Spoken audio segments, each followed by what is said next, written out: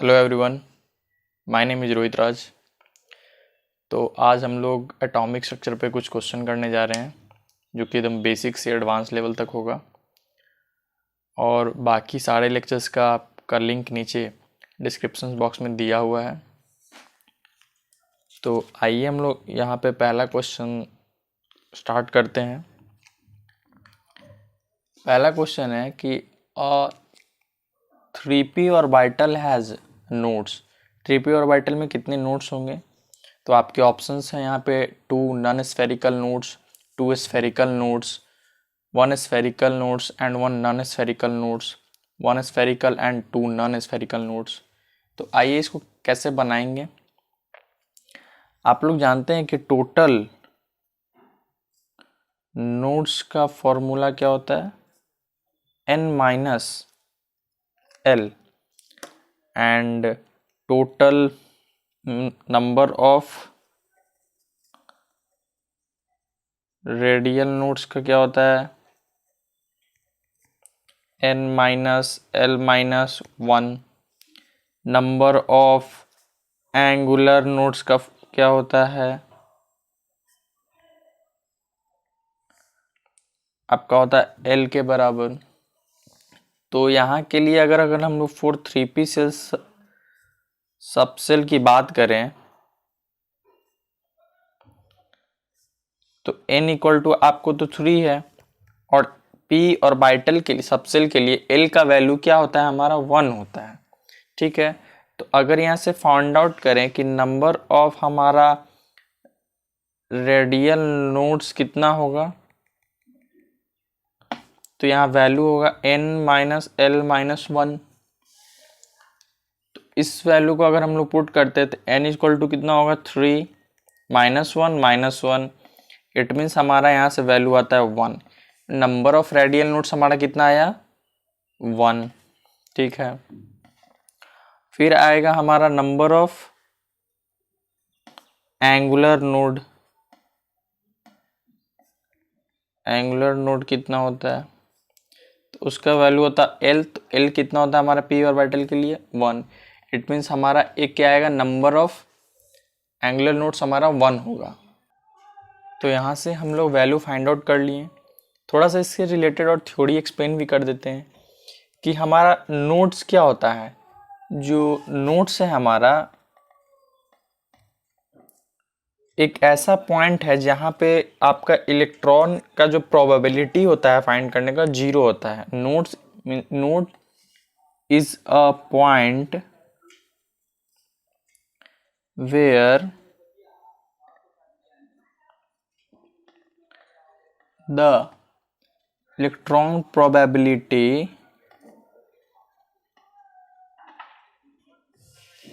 is 0। ये सब important point है, मैं आपको साथ में ही बता दिया। ठीक है, तो ये नोड्स दो तरीके के होते हैं। पहला क्या होता है आपका? रेडियल नोड, जो अभी हम लोगों ने निकाला, और एंगुलर नोड। पहला क्या है आपका? रेडियल नोड्स है। ठीक है, और दूसरा क्या है आपका? एंगुलर नोड्स है। ओके, रेडियल नोड्स क्या होता है? रेडियल नोड्स को हम लोग नोडल रीजन के नाम से भी जानते हैं। इसका जो सरफेस होता है वो स्फेरिकल होता है। क्या होता है? स्फेरिकल सरफेस होता है। ठीक है, ये हमारा स्फेरिकल सरफेस का होता है, जहां पे जो आपका प्रोबेबिलिटी जो होता है इलेक्ट्रॉन को फाइंड करने का वो 0 होता है। प्रोबेबिलिटी ऑफ फाइंडिंग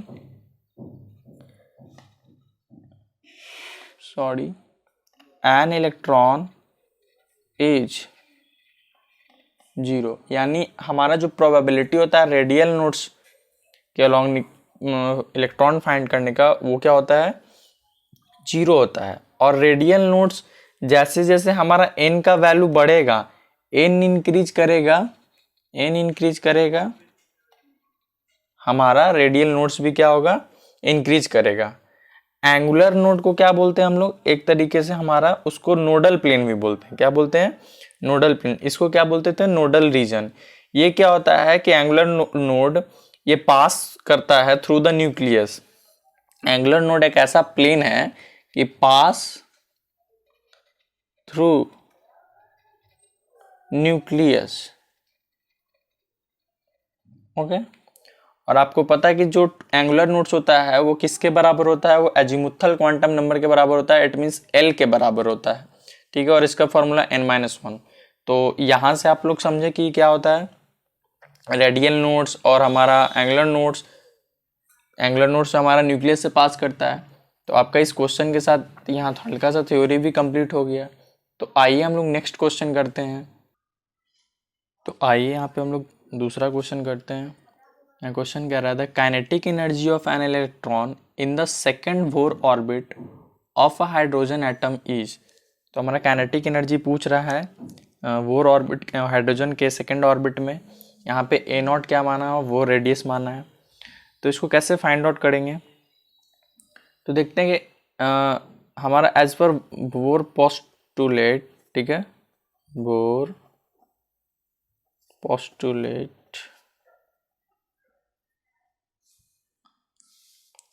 हम जानते थे कि क्या होता है m into v into r equal to NH/2π। So यहाँ से हम लोग निकाल सकते हैं कि ये हमारा वेलोसिटी क्या होगा n into H 2π m into R, ये हमारा वेलोसिटी यहाँ से निकला। तो काइनेटिक एनर्जी का फॉर्मूला क्या होता है, हमारा होता है हाफ mv²। तो यहाँ से अगर हम काइनेटिक एनर्जी का ये वेलोसिटी का वैल्यू पुट करें तो आएगा हाफ m, v का वैल्यू यहाँ से लेते हैं तो NH/2π m इंटू आर का होल स्क्वायर। अब यहाँ पे देख रहे हैं कि ए नॉट हमारा वो रेडियस माना था और हम लोग रेडियस हम लोग निकालना जानते हैं, इसका हम लोग पढ़े थे पिछले लेक्चर, सारे लेक्चर्स में दिया हुआ है, आप उसको देख सकते हैं कि ये होता है n² जेड, ये हमारा रेडियस का फॉर्मूला है। सो हमको यहाँ निकालना किसके लिए, फॉर सेकेंड ऑर्बिट के लिए। तो फॉर किसके लिए, सेकेंड ऑर्बिट निकालने की बात की है, सेकेंड ऑर्बिट। तो कैसे निकालेंगे, आर क्या हो जाएगा यहाँ पे ए इंटू जेड की वैल्यू कितनी हो गई, सॉरी n² है तो n² n इक्वल टू 2 आपको दिया हुआ है, जिस सेकेंड ऑर्बिट बात कर रही है तो 2 का स्क्वायर अपॉन जेड हाइड्रोजन की बात हुई तो 1, तो ये कितना हो जाएगा आपका 4a0। तो r इक्वल टू कितना आ गया आपका वैल्यू 4a0। तो यही वैल्यू क्या करते हैं हम लोग पुट कर देंगे काइनेटिक एनर्जी में, हाफ m, n का वैल्यू वहाँ पे 2 का स्क्वायर इंटू h का स्क्वायर, इस वाले यहाँ पे जो हमारा वैल्यू आया था n का वैल्यू 2 का स्क्वायर h का स्क्वायर अपॉन 4π² m² और r जो यहाँ पे हमारा r था इसका वैल्यू हम लोग 4a0 निकाले हैं। तो इसको हम लोग क्या करेंगे यहाँ पे जस्ट पुट कर देंगे तो क्या हो जाएगा 4a0 का होल स्क्वायर। जब इसको सॉल्व करेंगे तो हमारा क्या आएगा, देखिए आप 1/2 into m 4 into h² upon 4 into π² m² into 4 4 जा 16a0 का होल स्क्वायर। अब आप इसको सॉल्व करके देख लो, m से एक m कैंसिल आउट हो जाएगा, 4 से 4 कैंसिल आउट हो जाएगा, तो हमारे यहाँ क्या बचा ऊपर h² अपॉन 16 2 या 32 π² m/a0²। ये हमारा क्या निकला, हमारा काइनेटिक एनर्जी का वैल्यू निकला।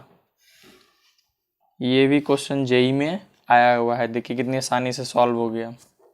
तो आइए नेक्स्ट क्वेश्चन करते हैं। तो आइए हमारा नेक्स्ट क्वेश्चन क्या है, the energy of an electron in second and third Bohr's orbit of hydrogen atom is -5.42 into 10⁻² erg and -2.41 into 10⁻12 erg। Calculate the lambda, इस मीन्स हमको यहाँ पे वेवलेंथ निकालना है, of emitted radiation when electron drops from the third orbit to second orbit. मतलब third orbit से, मतलब higher energy level से जो हमारा लोअर एनर्जी लेवल वाले ऑर्बिट में आने में जो एनर्जी यानी जो वेवलेंथ रेडिएट हो रहा है उसका वैल्यू फाइंड आउट करना है। तो आइए इसको सॉल्व करते हैं कि हम लोग एक फॉर्मूला जानते हैं जैसे आप लोग पढ़ाए थे डेल ई। डेल ई मतलब क्या होता है, चेंजेस इन एनर्जी जो आपको ट्रांजिशन ड्यूरिंग आपका जो हायर एनर्जी लेवल से लोअर एनर्जी लेवल में आता है या लोअर एनर्जी लेवल से हायर एनर्जी लेवल में जो भी रेडिएशन इमिट करता है उसकी वैल्यू फाइंड आउट करते हैं। तो डेल ई हमारा होता है क्या, चेंज इन एनर्जी। तो हमको कहाँ से बात करना है, third orbit to second orbit, मतलब E3 माइनस E2। और हम लोग डेल ई का मतलब जानते हैं कि प्लैंक्स कांस्टेंट इनटू फ्रीक्वेंसी, और ये भी जानते हैं कि h फ्रीक्वेंसी होता है c बाई लेमडा। तो हमारा यहाँ से डेली का वैल्यू क्या आया, एच बाई लेमडा। ठीक है, तो यहाँ से हमको वैल्यू किसका निकालना है, लेमडा का वैल्यू निकालना है। तो लेमडा क्या हो जाएगा, h c upon del E. तो डेल ई को हम लोग लिख सकते हैं E3 माइनस E2। ओके, तो अब यहाँ पे डायरेक्ट आप वैल्यू अगर पुट कर दें तो डेली प्लैंक्स कांस्टेंट का वैल्यू आता है आपका 6.626 इंटू 10⁻27। स्पीड ऑफ लाइट हमारा होता है 3 इंटू 10⁸ मीटर पर सेकेंड। और हमारे ये दोनों का डिफरेंस यहाँ से लेना है तो 2.41 इंटू 10⁻12 माइनस 5.42 इंटू 10⁻12। ठीक है, तो इसको यहाँ पे देखते हैं, इसको करें 6.626 को 3 से करेंगे तो 6 3 जा 18 7 कुछ 19.878 आएगा इंटू -27 माइनस हो जाएगा, यहाँ पे बेस सेम है तो पावर क्या होता है ऐड। तो 10 टू द पावर क्या हो जाएगा ये माइनस, यहाँ पे सॉरी 10 हो गया। ठीक है, तो यहाँ पे अगर वैल्यू पुट करें और हमारा यहाँ से इसको सॉल्व करेंगे तो 10 टू द पावर -12 तो एक तरह से कॉमन है, इसको इससे माइनस अगर आप कर रहे हैं तो आपका वैल्यू आएगा 440। ये आपका वैल्यू होगा -3.01 इंटू 10 टू द पावर -12। तो अब इसको सॉल्व करते हैं तो हमारा ये वैल्यू ऊपर भी माइनस था, सॉरी ये माइनस माइनस प्लस, तो ये वैल्यू प्लस हो जाएगा। तो इसको अगर सॉल्व करेंगे तो ये approx 6.6 into 10 to the power क्या हो जाएगा, बेस सेम है और डिवाइड में है तो क्या होता है पावर माइनस हो जाता है। तो ये कितना हो जाएगा 10 टू द पावर -5 सेंटीमीटर। इसको हम लोग एंगस्ट्रॉम में चेंज कर देते हैं तो ये वैल्यू हो जाएगा आपका ऑलमोस्ट 6.6 जो भी है इंटू इसको एंगस्ट्रॉम में क्या होना चेंज करने के लिए होता है 10 टू द पावर -10 मीटर होता है। इसको हम लोग एंगस्ट्रॉम में नोट कर देंगे। तो यहाँ पे नेक्स्ट क्वेश्चन है the Schrödinger wave equation for hydrogen atom. ये आपका गिवन है, यहाँ पे A0 आपका वो रेडियस है और बोल रहा है if radial node in 2s और orbital be at R0 find R0 in terms of A0। यहाँ R0 का वैल्यू A0 के टर्म में हम लोग को लाकर दिखाना है। ये भी IIT में पूछा हुआ सवाल है, आइए इसको करते हैं। तो ये हमारा गिवन इक्वेशन है, ठीक है। तो इसको हम लोग वैल्यू फाइंड आउट करना है हमको R0 को इन टर्म्स ऑफ A0 में। तो हम लोग का जो ये स्क्रोडिंगर वेव इक्वेशन यहाँ पे दिया हुआ है 5 तो हम लोग जानते हैं कि प्रोबेबिलिटी जो हमारा इलेक्ट्रॉन का फाइंड करने का होता है एट नोड वो क्या होता है 0 होता है। अभी आपको हम बताए थे पिछले सबसे पहले क्वेश्चन में कि जो हमारा स्फेरिकल सरफेस होता है वहाँ पे प्रोबेबिलिटी ऑफ फाइंडिंग इलेक्ट्रॉन क्या होता है 0 होता है। तो यहाँ लिख देते हैं probability of finding electron with in 2s sphere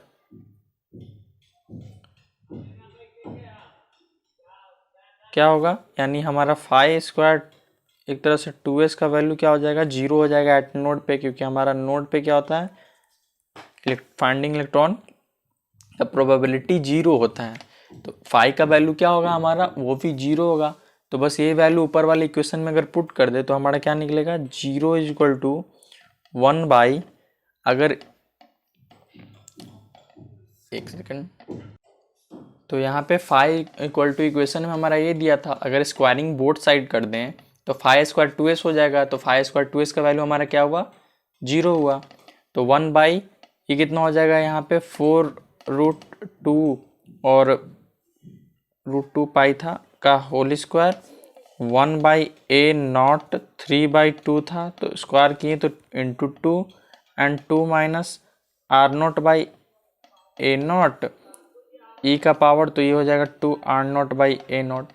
okay, यहाँ तक आप समझे। स्क्वायरिंग बोथ साइड की, इधर का वैल्यू 5² 2s का वैल्यू 0, इधर सब में पावर 2 से मल्टीप्लाई हुआ, तो यहाँ कितना हो जाएगा 1/30 2 पाई, ये हो जाएगा 1 बाई a0 का पावर q इक्वल टू 0 है आपका, और यहाँ पे आपका वैल्यू हो जाएगा 2 minus r0 upon a0 E minus 2r0 upon a0। ठीक है, तो यहाँ पे आपको ये वैल्यू आ गया। तो यहाँ से हम लोग को r0 को a0 के टर्म में लेना है। तो देखिए इस वैल्यू को अगर इससे इक्वेट करें 0, इससे भी 0, इससे भी 0, तो हम लोग अगर इस वैल्यू को इक्वेट करते हैं 0 से और 2 minus r0 upon a0 is equal to 0, तो हमारा क्या आ रहा है 2 up is equal to r0 upon a0। It means हमारा 2a0 r0 आ गया। यानी देखिए हमारा r0 क्या आया, a0 के टर्म में हमारा फाइंड आउट हो गया। APIT क्वेश्चन पूछा हुआ है। ठीक है, समझे। आइए नेक्स्ट क्वेश्चन करते हैं हम लोग। आइए हमारा नेक्स्ट क्वेश्चन है that find the velocity in metre per second of electron in first orbit of radius a0। ठीक है, रेडियस आपका a0 में निकालना है। ठीक है, ओके।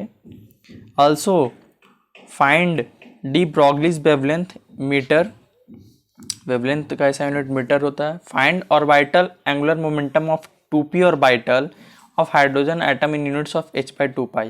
यानी हम लोग को क्या क्या निकालना है यहाँ पे, हम लोग को तो पहले वेलोसिटी को फाइंड आउट करना है इलेक्ट्रॉन्स का, जिसका रेडियस a0 दिया हुआ है। फिर हमको लेमडा का वैल्यू निकालना है, वेवलेंथ का वैल्यू निकालना है, देन हमको एंगुलर मोमेंटम का वैल्यू निकालना है इन फॉर्म ऑफ h/2 पाई। तो आइए देखते हैं, अगर हम लोग हाइड्रोजन एटम की बात कर रहे हैं यहाँ पे, तो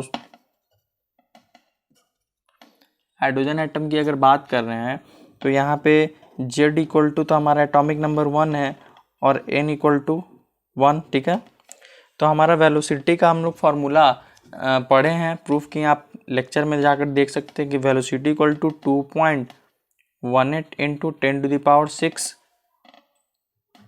into Z/N meter per second. ठीक है, तो यहाँ पे तो Z का वैल्यू भी 1 है और N का भी वैल्यू 1 है, यानी जो हमारा वेलोसिटी आएगा वो कितने के बराबर आएगा, 2.8 इंटू 10⁶ मीटर पर सेकेंड। तो यहाँ से हमारा वेलोसिटी बहुत देखिए इजीली निकल गया। अब हम लोग को निकालना है डी ब्रॉगली वेवलेंथ। तो हमारा डी ब्रॉगली वेवलेंथ क्या होता है, डी ब्रॉगली वेवलेंथ से हम लोग जानते हैं कि लेमडा इक्वल टू h/p होता है। p को हम लोग लिख सकते हैं, जो मोमेंटम होता है उसको बोलते हैं mass into velocity, m into v put कर दिया हमने। h का वैल्यू यहाँ हम लोग प्लैंक्स कांस्टेंट जानते हैं 6.626 इंटू 10⁻34। ओके, अपॉन मास हमारा कितना होता है 9.1 इंटू 10⁻31 जानते हैं, आपका एक इलेक्ट्रॉन का मास इतना होता है। और हमारा वेलोसिटी अभी हम लोगों ने फाइंड आउट किया 2.8 इंटू 10⁻6। तो यहाँ से पहले इस डिजिट्स को अलग करते हैं, 6.26 अपॉन 9.1 इंटू 2.18। ओके, और इंटू यहाँ से आपका आ जाएगा 10⁻31 बेस, यहाँ पे 37 हो जाएगा, -37 ऊपर ले जाएंगे तो ये हो जाएगा आपका 10⁻, ये प्लस है तो ये कितना हो जाएगा, यहाँ पे आपका 10⁻34 ऊपर है और यहाँ से हो जाएगा आपका 10⁻20। 31 में से 6 जाएगा तो आपका बचेगा 25। ठीक है, तो इसको अगर हम लोग सॉल्व करते हैं तो अप्रॉक्स अगर मान के चलें तो 9 2 जा 18 और 18 को अगर यहाँ 6 से करें तो 3 पॉइंट समथिंग हमारा कुछ वैल्यू आएगा यहाँ से। 3.3 अप्रॉक्स वैल्यू हमारा आएगा इंटू 34 इंटू 10⁻⁻, यहाँ से 25 9, यहाँ से एक डिजिट हटाएं तो आ जाएगा हमारा 10⁻10 मीटर। तो इसको हम लोग लिख सकते हैं 3.3 एंगस्ट्रॉम, क्योंकि एक एंगस्ट्रॉम की कितने के बराबर होता है हमारा 10⁻10 मीटर के बराबर होता है। अब आइए यहाँ पे बात किया कि हम लोग को ऑर्बिटल एंगुलर मोमेंटम भी निकालना है 2p ऑर्बिटल के लिए। तो यहाँ से देखेंगे कि फॉर 2p के लिए क्या होता है, हमारा l का वैल्यू 1 होगा, p के ऑर्बिटल के लिए हमारा l का वैल्यू क्या होता है 1 होता है। तो ऑर्बिटल एंगुलर मोमेंटम का फॉर्मूला होता है हमारा l into l plus 1 h/2π। तो वैल्यू पुट कर देंगे l इक्वल टू 1, तो 1 क्या हो जाएगा यहाँ पे √2 h/2π। ये भी हमारा एडवांस में पूछा हुआ क्वेश्चन है। ओके, आइए नेक्स्ट क्वेश्चन करते हैं। तो हमारा क्वेश्चन है the atomic mass of helium and neon are 4 and 20 atomic mass unit आपको दिया हुआ है। The value of de Broglie wavelength of helium gas at -73 degree Celsius is m। ठीक है, आपका डी ब्रॉगली वेवलेंथ का वैल्यू इतने टेम्परेचर पे m दिया हुआ है, m टाइम्स है the de Broglie of neon at 720 degree Celsius. तो यहाँ पे एम्स का हमको वैल्यू निकालना कि कितने टाइम्स जो हमारा हीलियम गैस का डी ब्रॉगली वेवलेंथ हो वो D Broglie wavelength of neon से कितना ज़्यादा है। तो आइए हम लोग यहाँ पे एक फॉर्मूला प्रूफ करवा चुके हैं, आप लेक्चर में देख सकते हैं कि लैम्डा इक्वल टू क्या होता है h/p, p होता है मास इनटू वेलोसिटी। तो यहाँ से आप ये भी फॉर्मूला निकल के आया था h/√2 into m into kinetic energy होता है हमारा। और काइनेटिक एनर्जी जो होता है हमारा वो डायरेक्टली प्रोपोर्शनल होता है टेम्परेचर के, क्योंकि जैसे जैसे हमारा टेम्परेचर बढ़ेगा जो अंदर के इलेक्ट्रॉन या मॉलिक्यूल्स है उसके काइनेटिक एनर्जी में भी डायरेक्टली प्रोपोर्शनल मतलब चेंज आएंगे, उतना ही तेजी से वो भी बढ़ेगा। तो यहाँ से एक चीज़ क्या पता चला कि लेमडा जो है वो डायरेक्टली यहाँ पे 1/√mt किसके है mt के काइनेटिक, h/2 तो ये कांस्टेंट है, तो यहाँ पे काइनेटिक एनर्जी को हम लोग t पुट कर दिए और m का m, मतलब फॉर 2 गैसेस के लिए अभी हम लोग इस पे वैल्यू फाइंड आउट कर सकते हैं। फॉर जो 2 गैसेस हैं कैसे वैल्यू पुट करेंगे, मान लीजिए lambda helium upon lambda neon, तो ये क्या हो जाएगा उल्टा ऊपर चला जाएगा, m मास ऑफ नियॉन ऊपर और टेम्परेचर ऑफ नियॉन ऊपर अपॉन मास ऑफ हीलियम नीचे, और क्योंकि इन्वर्सली प्रोपोर्शनल था तो हीलियम है तो हीलियम का नीचे, नियॉन नीचे तो नियॉन का वैल्यू ऊपर, तो यहाँ हीलियम आ जाएगा। तो यहाँ से अगर आप वैल्यू पुट करें तो मास ऑफ नियॉन होता है हमारा 20 दिया हुआ है, मास ऑफ हीलियम 4 दिया हुआ है, और यहाँ पे हमारा टेम्परेचर दिया हुआ है 73 degree Celsius and mass of helium 4 दिया हुआ था। टेम्परेचर ऑफ नियॉन आपका कितना दिया हुआ था, टेम्परेचर ऑफ नियॉन आपका 727 डिग्री सेल्सियस था। तो इसको केल्विन में चेंज करेंगे तो 273 से ऐड कर दें, तो 273 से ऐड करेंगे तो कितना हो जाएगा 1000 केल्विन। और हमारा हीलियम का दिया होता है -73 डिग्री सेल्सियस, तो उसको 273 से करेंगे तो कितना हो जाएगा हमारा 200 केल्विन आ जाएगा।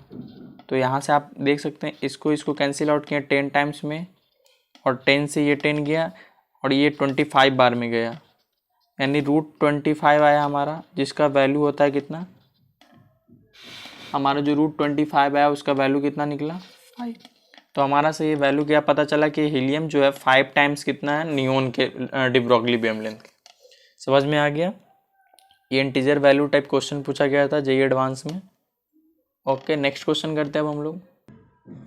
तो हमारा नेक्स्ट क्वेश्चन है in an atom electron moving with speed of 600 meter per second with an accuracy of 0.05%, the certainty of with which the position of electron located।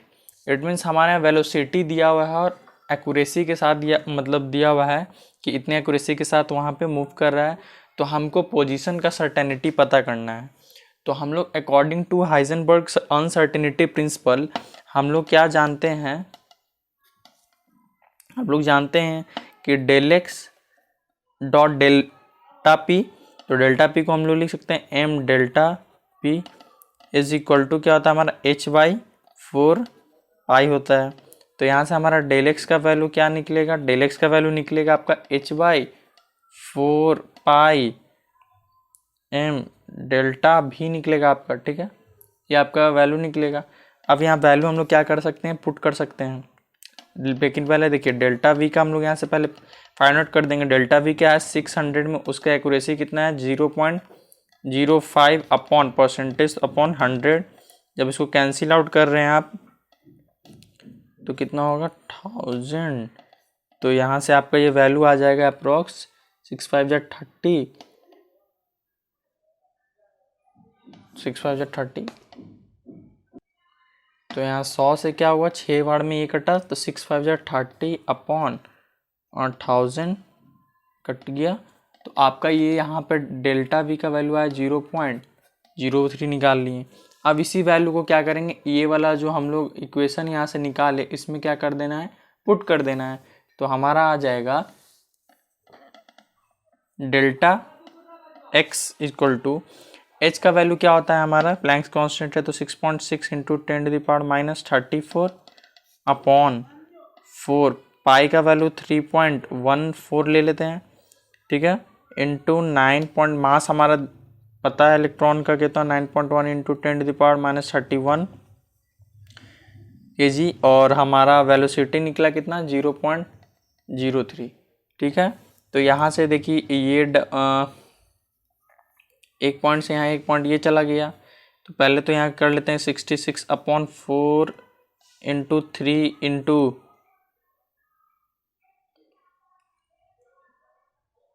3.14 ×